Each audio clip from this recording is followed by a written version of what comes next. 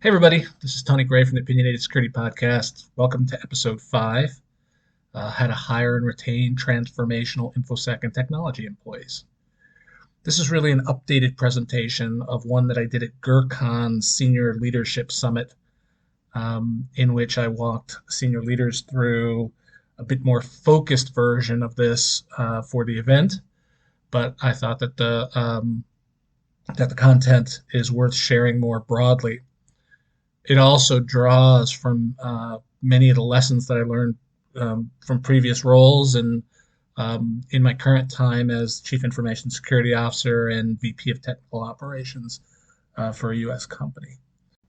This presentation is also primarily an attempt to answer the question of what types of hires that does a security leader or a tech leader need in place. When things happen, best practice simply is non-existent or doesn't work for your organization. What now? Cause and effect is unclear and can't be determined in advance. If you're operating under ambiguity or requirements that are ambiguous, or you need to prioritize within a dynamically shifting environment. This video is also going to tee up some future next level video topics that are going to rely on the concepts presented in this video, and I'll use those as prerequisites. Also important to remember that I am a CISO, but I'm probably not your CISO. So don't take anything that I say here as legal, regulatory, or other advice. You should be consulting your CISO, legal department, or other experts that are at your disposal for that type of formal advice. I'm just an opinionated guy on the internet that may give you some things to think about for your program. Feel free to comment below in the comment section if you disagree or disagree with me. I enjoy good discourse in the comment section. And lastly, I'm not speaking on behalf of my current or any past employers, and any and all expressed opinions are purely my own. This presentation will help cyber and technical leaders draw logical conclusions that there may be a need for what I call transformational employees to help accomplish certain program level objectives that they may have.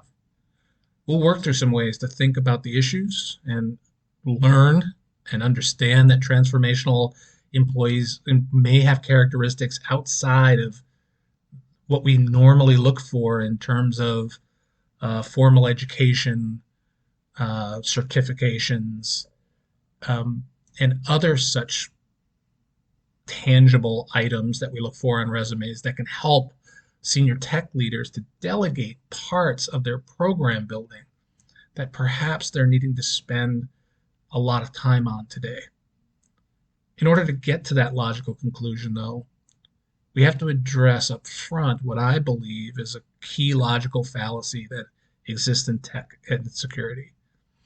And that is that hardware and software and its implementation define the success of technology programs. Now, this is true for both pure technology teams, infrastructure teams, desktop engineering, DevOps, whatever kind of teams, but also it's true for security teams who oftentimes have had employees transition from infrastructure or types of organizations, or have really invested in the technology aspect of security infrastructure. The fallacy is real, and you can see its vestiges everywhere, from the individual contributor level, at the tech leadership level, and in the way that many senior cyber and tech practitioners describe their programs at the executive team or board level. We've essentially become so focused on the technology that teams are beginning to believe that if they just implement some series of products, licenses, frameworks, or controls, then their program will be successful. And so we formed our strategy and our narrative around the technology instead at the expense oftentimes of the process and people. We even have led our executives to some degree to believe that this fallacy is true by measuring our success in terms of technical implementations, even if those technical implementations are clunky or friction filled or have poor underlying processes that support them. And trust me, our vendors are usually more than content to sell us whatever market buzzword tech is new and shiny. And so that, when budget season comes around, we can help keep our own execs focused on that eternal search for what I call the next magic elixir that will just make everything right. There's a human cost to some of this as well. When we're focused on the technology, people oftentimes become resources. In fact, in many organizations, we refer to people as resources. And that kind of gives the impression that they can be interchanged freely with anyone else who has the same skills and experience without any change in the program outcomes. You may or may not disagree with this. So I completely disagree that people should be called resources. They're people, not resources. They're not cogs. And the fact that they're not cogs, that they are people, makes the identification of these makes the fallacy even more true, and makes the identification of transformational employees even more important. Once we turn this logical fallacy on its head, now we can begin to move forward to ensure that our tech programs and that our cyber programs have meaningful narratives, have purposeful approaches, and that leaders understand their role in attracting high performing candidates in general, and also that these leaders begin to see where opportunities may exist for finding and attracting transformational candidates, even when those candidates may seem a bit of a misfit for traditional security or technology roles. So now with that hardware and software fallacy recognized and moved out of our conversation for this video, how do we describe that role without technology being at the forefront? Well, let's think about it this way. Leaders really manage broad change over a sustained period of time using technology as an underlying tool. So it's the management of change that's more important than the technology itself. The technology just becomes a tool among other tools that can be used to manage that change. See, every day there's change going on around you. Your business environment changes, the threat landscape changes, your employee base changes, and their prevailing attitudes change as well. Let's face it, change is going to happen whether you as a leader close your eyes and ignore it, sit still and insist that no response is needed to that change, or take the steps to learn to adapt to that change and thrive within it. Here's an unpopular opinion. As you look at the definition that's on the slide right now, what if I said that it's possible to know if any tech program is successful very quickly, just thinking through the words that are used in that definition? Let me give you some examples. For example, measure change. Is change a part of the way that the program defines itself? Is it foreseeing and planning for change? Is it looking around the corners with changes on a roadmap so that things are purposeful rather than reactive? Are changes being prioritized correctly in terms of separating out what's urgent from what's important? And is that change being measured? And some people call unmanaged change firefighting, and I think rightfully so. And so if you're not measuring, you have change that's unmanaged, and so you're essentially in firefighting mode most of the time. Let's also look at definable set of processes. It is a definitional requirement of a leader to know what processes a team owns, and more importantly, what they don't own. So they have a clearly understood definition of their patch. What's in scope, what's out of scope. It's almost like the leadership equivalent of an asset inventory, but the outcome being that you're ensuring the success of your program. If you're in infrastructure development, you know, some if not most of these processes will be owned by you.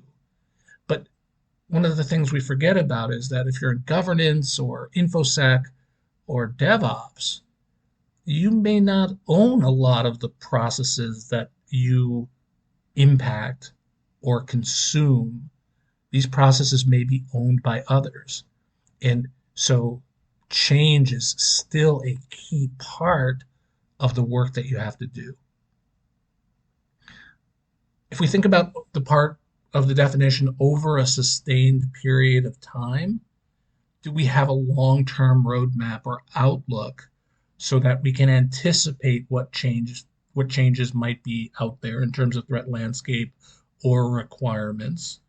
And do we have are we defining what we want in terms of outcomes so that we can say at different points in time we have a different set of outcomes as we mature the program in a given direction? So I know that these are all hard questions. And a key part of this is that I would actually add to the role of the leader aspect of the definition is by leaders, I mean every person in your organization, whether or not they are a formal leader. Because there's a lot of change that is managed by informal leaders and managed very successfully by them, whether or not you formally delegated that responsibility to manage that change to them. So finally, we're swinging the conversation around to where it needs to be, which is your people. Good leaders focus on technology. Great leaders focus on the people. And the more that an organization builds out their technical infrastructure and supporting security architecture, the more people become the key element for success. Now, sometimes we bring our own preconceptions into the word people, into the phrase people business. Some of you may be envisioning people as that user that clicks on the phishing email, or a user that doesn't know is having trouble logging in to some system that you have within your infrastructure. But what if those aren't the people that I'm referring to? What if I'm talking actually about your own technology or security teams that you lead, the way that they engage and interact with both the business processes and the business units that they need in order to be successful, and then the way that they view and define success?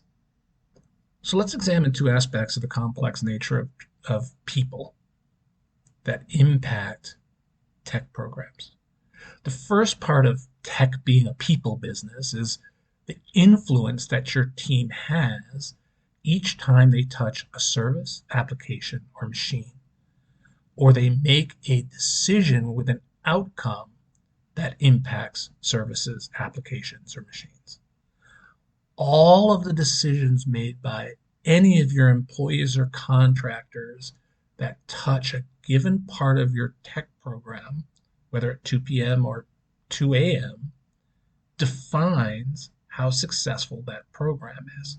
I'd actually argue that nothing defines your program better than the unsupervised decisions made at 2 a.m. by your team. But that's for a different presentation. If you're thinking that, well, if I just had more budget or I had more headcount, that would by themselves solve the problem. We could buy the best hardware, we could have the best underlying processes, we could have the best change control and the most highly paid engineers, and all possibility for outages, breaches, and the like would go away. But it won't. And we know that it won't because companies like Google have all of that.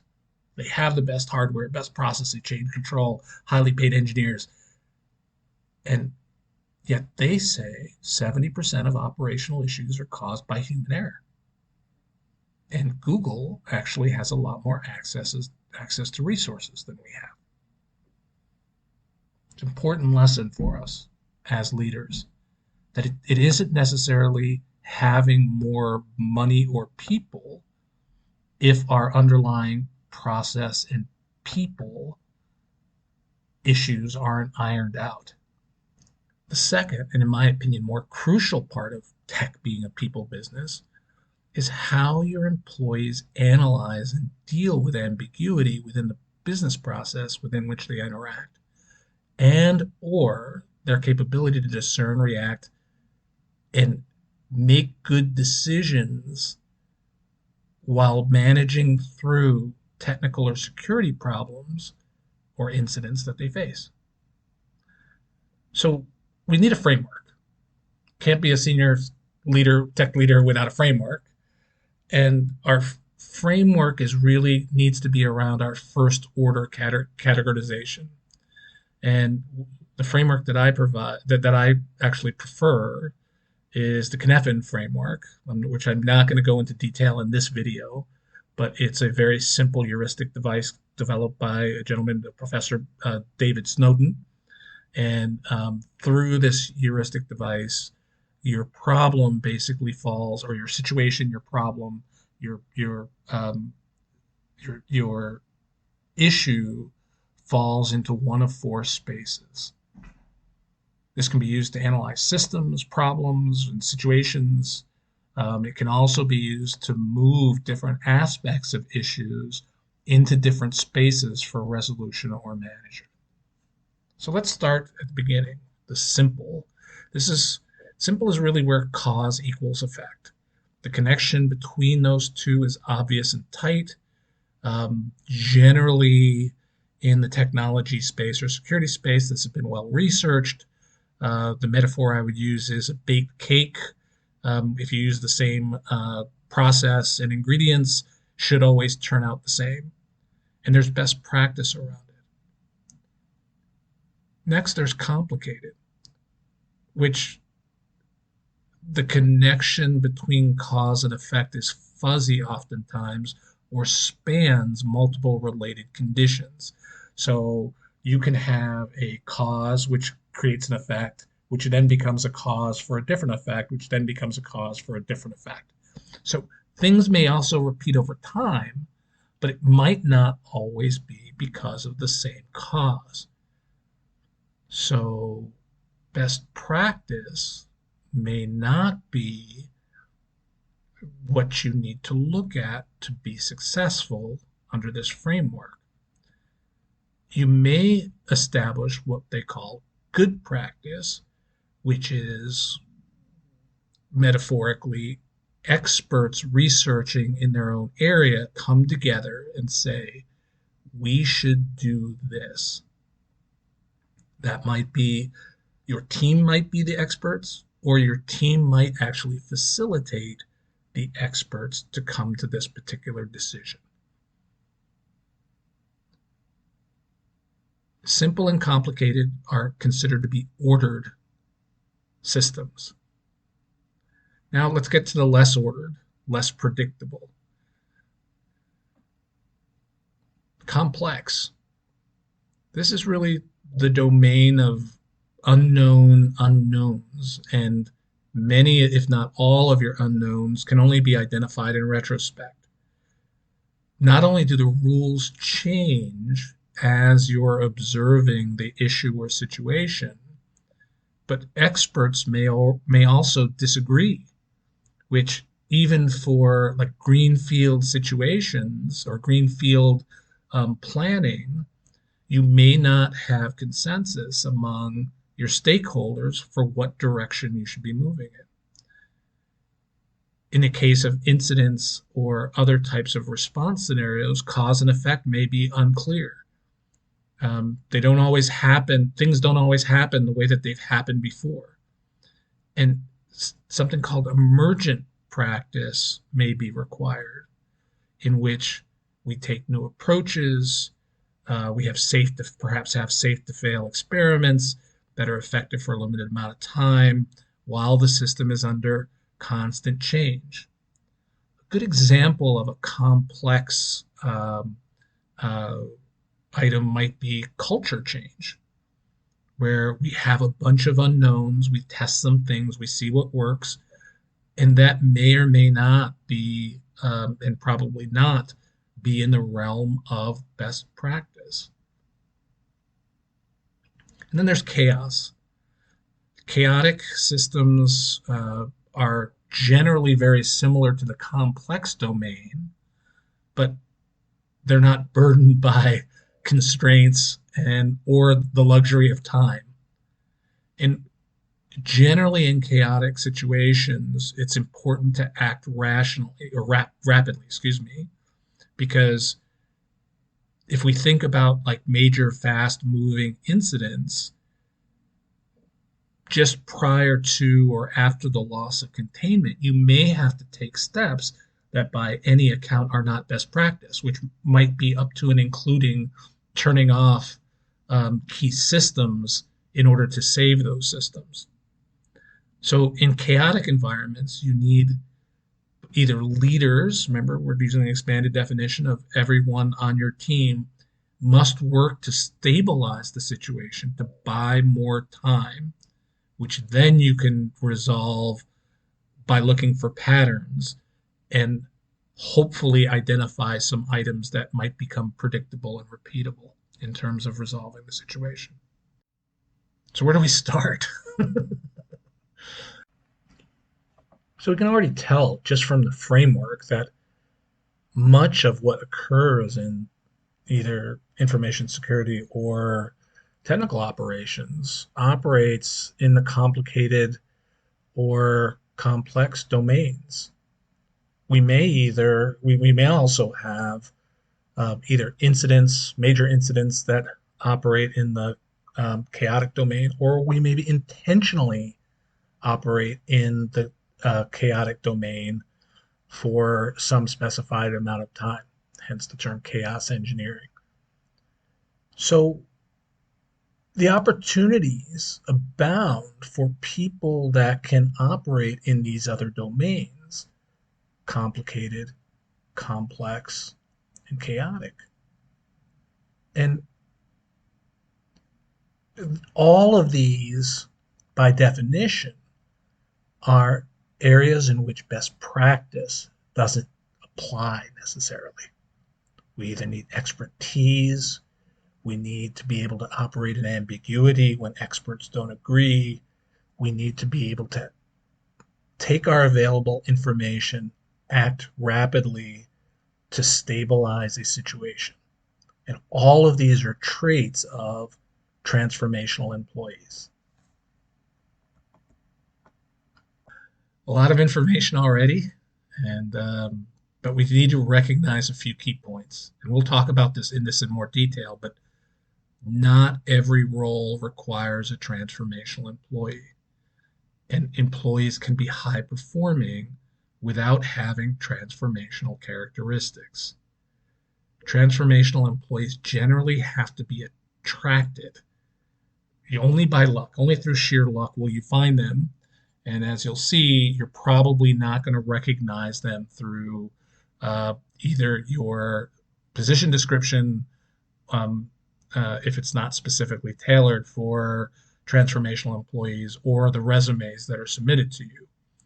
Um, Transformational employees can be also exceptionally hard to keep, especially if the role they ultimately occupy isn't suited for transformational employees.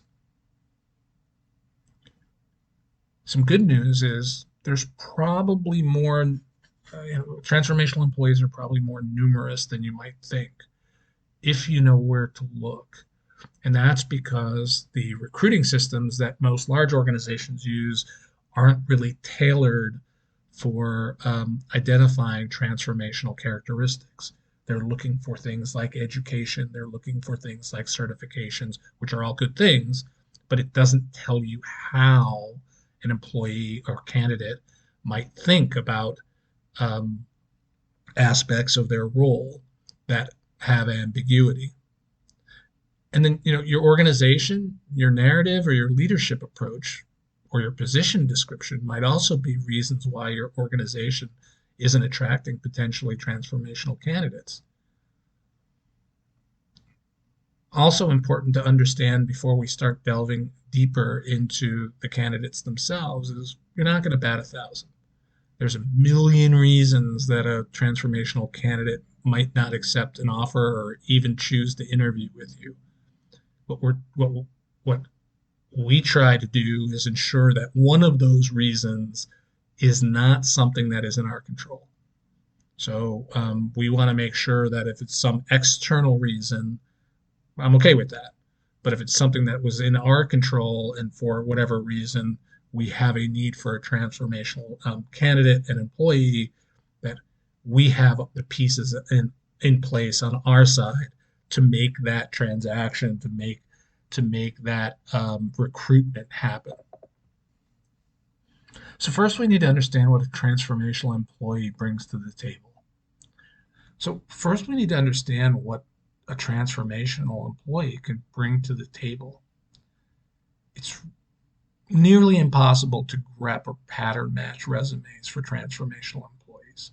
Most simply don't fit into your traditional job descriptions, nor do they have resumes that easily identify these traits. I mean, in order to operate in ambiguity, you need someone that has intellectual curiosity, some aspect of intellectual horsepower, can demonstrate they can think conceptually and build conceptual models around the work that they have to do. I'm also a big believer in high EQ. If uh, the if the security program relies on our ability to set expectations and negotiate, then high EQ is oftentimes a strong indicator of being successful in those things. Critical thinking. What are we looking at? How do we figure out what it is that we need to look at? And then also be able to use things like the Cynefin framework to think differently in different types of situations. I have something here called nose for the end zone, and that's really just in American football. There's some people that when you get down to the 3 yard line and you give them the ball, they just are going to get in the end zone and nothing is going to stop them. And then the ability to think through a broad set of use cases. So a lot of times what we'll find is non-transformational employees will think through two or three use cases and miss quite a few of the other use cases that potentially could be brought to bear on the specific problem that they're looking to resolve. So can they think broadly to really truly understand what's on the menu for them to select from in order to find solutions to issues. And then I have an asterisk on technical depth, not really a huge differentiator, but when there's certain folks that do bring world-class technical skills to the table, and that certainly can be a different differentiator. Now, all of these things are difficult to coach, as I mentioned. They're difficult to, in many cases, difficult to discern from a resume. The more of these uncoachable traits that a candidate can demonstrate, the more of these traits that I consider to be uncoachable that a candidate demonstrates, the less requirements, the less formal requirements in terms of experience, education, or certificates I'll require from them. Because generally you can put these types of people with two or three or four of these characteristics into a role, and they'll quickly figure it out and start moving forward. Particularly the ability to conceptually think, particularly the ability to critically think, and have high EQ. As an example, our security program has three 4-year work study interns from a well-known work study university program. Uh, as part of the process to get them on board, we had to interview them before they graduated from high school. They hadn't yet graduated from high school. I would have hired all three of them into not just intern roles, but into full-time roles, because they brought so many of those uncoachable skills, each of them, um, and have all worked out to be great interns. But we really have to be realistic and accept that not everybody on the team can or should be transformational. Some roles might not be right for a transformational candidate at all. These types of candidates, or as employees, would get bored or not be self-actualized. Each role needs to be individually considered as to whether it's right for a transformational employee or for you. So, it would be very difficult, in my perspective, to have a team 100% staffed with transformational employees, because there's just certain things that are not that are rote or linear, or have to follow a particular procedure that would, I think, limit the level of interest from truly transformational candidates. So what value can an organization hope that candidates with these traits might bring? At a basic level, transformational candidates should be able to quickly understand and communicate the whys behind tools, processes, and controls. What's actually happening behind that configuration, process, or policy, and why is it important? Understanding the whys now begs the question of how tangibly effective that tool, process, or control might be, particularly when you have somebody that thinks differently about how the tool is being measured for success. In a traditional organization, the tool's in place, or worse yet, we bought the licenses. And so therefore, we have met the requirements for that control.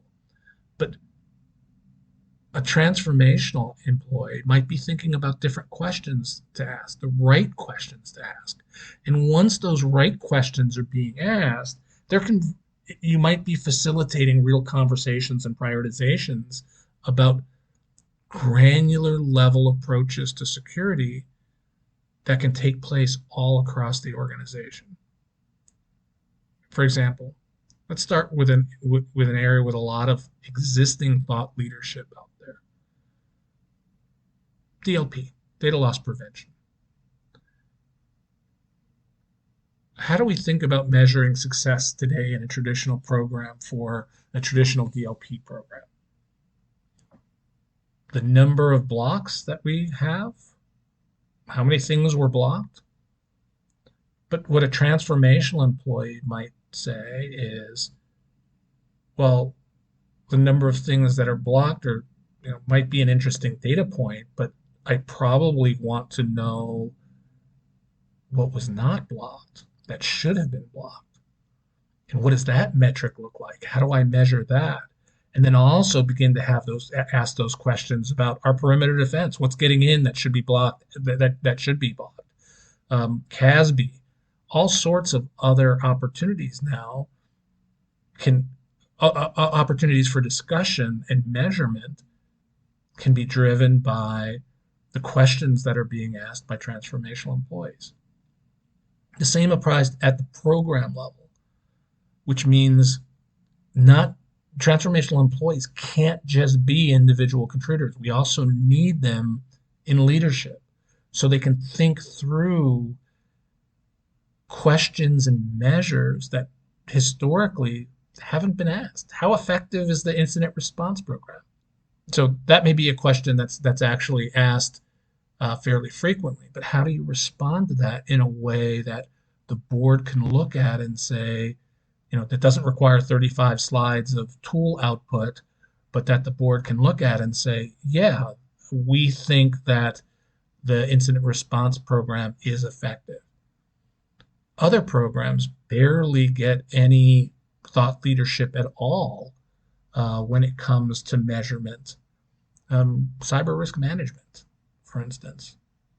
How do you measure the effectiveness of your cyber risk management program? Or even your InfoSec program as a whole? A couple of months ago, I went on to social media and I asked people that very question. And even among the hashtag InfoSec luminaries, uh, people said effectively you can't really measure the effectiveness of this. Now, that's interesting. And we're going to explore that in future videos as we move forward. But because I absolutely disagree with that. And then, we talked about answering the why, but there's now a whole set of value adds that transformational employees can begin to apply beyond just answering why. I've provided some examples here on my horribly illustrated slide. How do we provide a simple rationale for something complex? For instance, like cyber threat intelligence. How do we calculate our residual risk and prioritization? How do we know? How can we demonstrate and show our work that our prioritization is correct? How do we determine the correct governing or compensating controls? Could be very difficult if you don't understand the why behind the control in the first place. This is the type of value add that you can begin to get from a transformational employee. In an attempt to simplify the complexity of security being a people business, and that complexity comes mostly because a people business means people, many organizations have, in the absence of transformational employees, have begun taking very binary positions on issues. For instance, they can accept the risk as is or not accept the risk without the idea of an incremental risk treatment that shaves risk down now and over time manages the risk until treated. Or they rely strictly on current state or best practice without the idea there may be other options. I'm familiar with organizations and people in organizations who tell me all the time, if it's not best practice, we don't do it. But we've already laid out the fact that there are scenarios particularly in security and technology, in which best practice may not work. It's good practice or emergent practice that we need in order to be successful. So if your organization only relies on best practice, that probably means that you are hiring people by prioritizing their understanding of best practice, which keeps you in that simple segment of the framework, of the Cynefin framework that we talked about. It's easy to forget that best practice is simply a recommendation that's intended to span a broad range of organizations across myriad industries and company sizes. If we're truly prioritizing by risk, there'll be situations where the current practice is reasonable, even if it's not best practice. In fact, we might even call that good practice until some future defined point, especially when a business team needs to be enabled for revenue reasons or other business decisions or other reasons that can be supported through business decision making.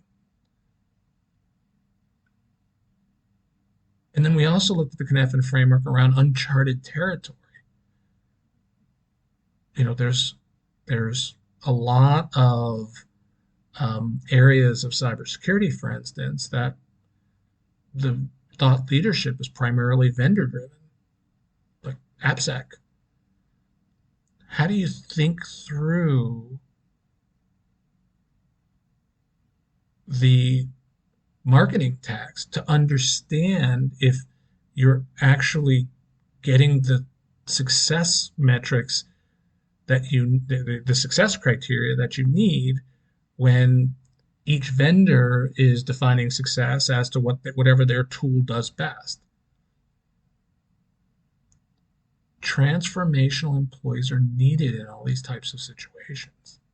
So as I mentioned, there are employees that aren't transformational employees aren't always being driven strictly by money. In some cases, they want to be part of something that is bigger than themselves. And your program narrative, therefore, can become a primary tool in terms of attracting and recruiting transformational candidates. I can't overstate the importance of the program narrative. Think of it this way. Microsoft, Google, Facebook, they, when they started as when they were much smaller and they were full of transformative employees that were drawn to some single narrative around changing the world. And they set out to change the world, and then they did. Changing the world might be too big for most security programs or IT teams, but what's the story that you do have? Why are we asking candidates to join us if there's not some story that's something bigger than themselves for them to join? If that story is solely, oh, we want our strategy is the NIST framework, why would a transformational employee want to join that organization as opposed to the millions of other organizations with the same lackluster narrative? The organizational narrative needs to be compelling and needs to stand out. It needs to mean something. My organization's narrative has been consistent from the way that we talk to employees internally to the team, the way that we talk to stakeholders, the way that we talk to vendors, all the way up through the board level. From firsthand experience, I can tell you,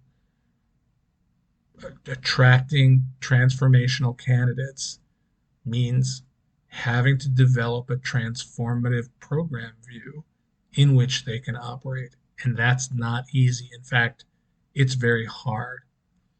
The organization that I work with now, one of the key selling points that we have is that the organization moves at a certain entrepreneurial velocity. And the security program and the tech ops program need to match that velocity in most cases.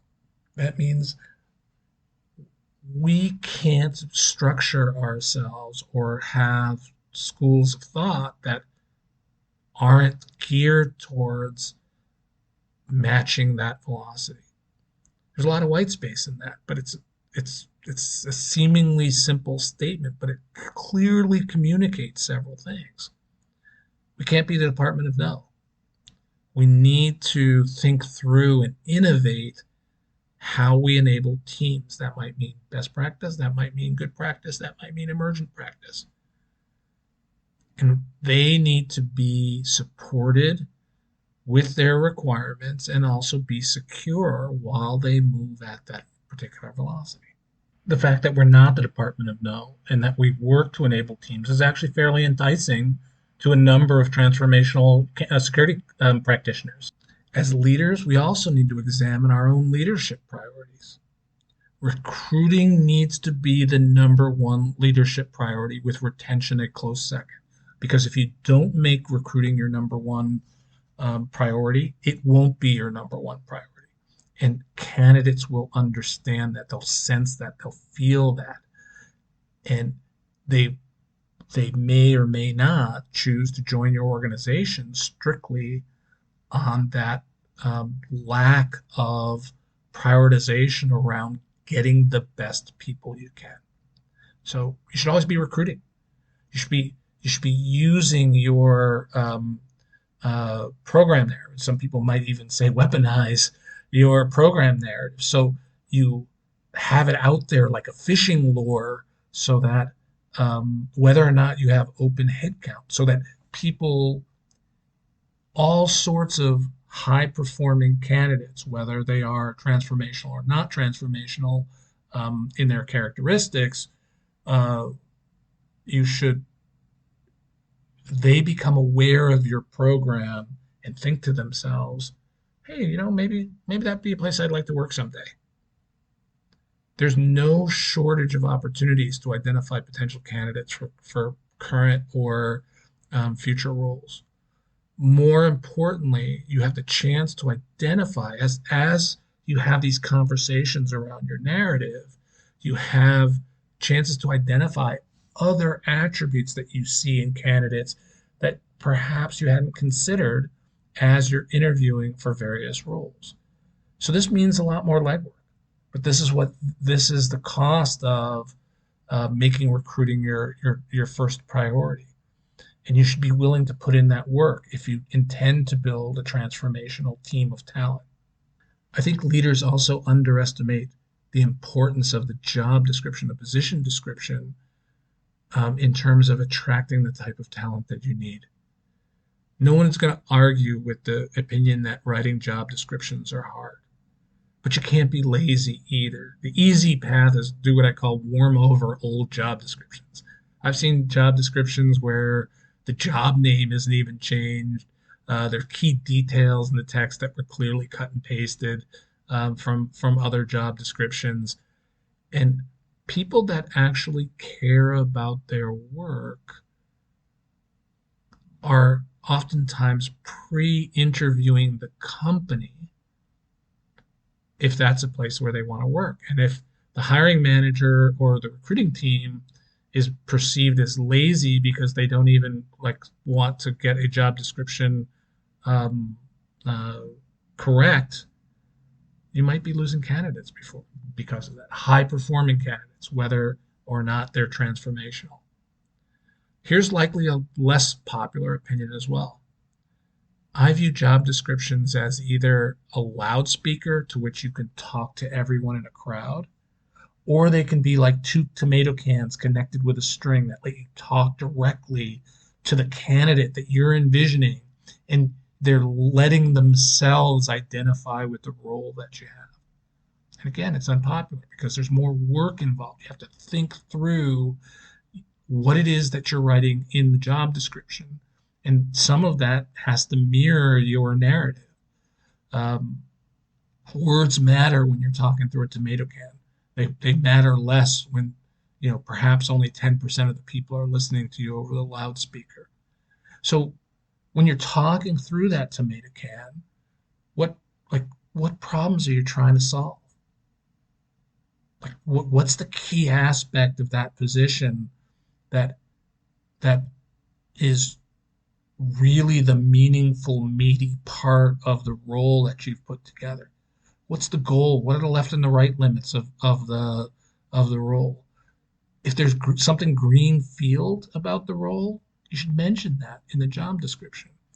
The more, in my experience, the more greenfield the role, the more interesting transformational candidates will find the more interesting that transformational candidates will find the role and want to interview.